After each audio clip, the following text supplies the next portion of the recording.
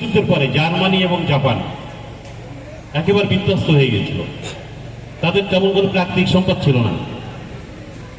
সেখানে কিন্তু সম্পূর্ণ কারিগরি শিক্ষার কারণে আজকে জার্মানি কিন্তু পৃথিবীর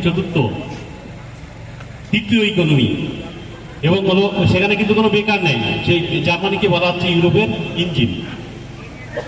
আর শুধু তাই না, আপনি যদি মনে করেন আমাদের চায়নার কথা, চায়নাও আমাদের মতো একটা কৃষি নির্ভর দেশ ছিল, অতি দরিদ্র দেশ ছিল।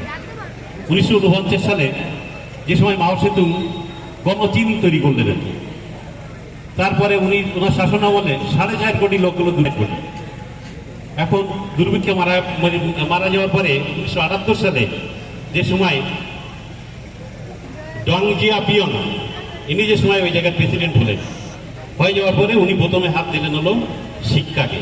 কারণ আমরা সবাই জানি শিক্ষা কি, শিক্ষা জাতির মেরুদণ্ড, তাই না?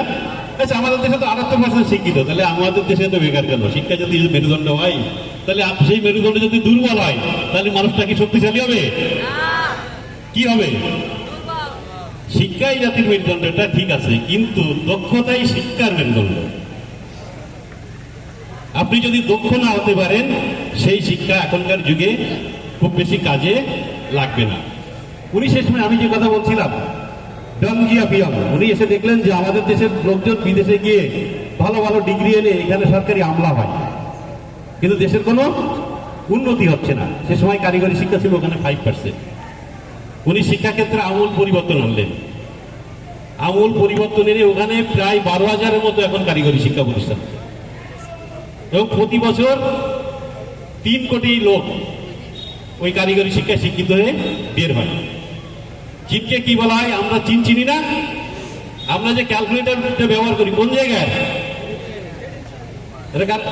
আমরা যে মোবাইলটা ব্যবহার করি অধিকাংশ হলো চীনের। পৃথিবীর এমন কোনো কোম্পানি নাই যে তাদের কারখানা চীনে না, এই জন্য চীনকে বলা হয় পৃথিবীর কারখানা।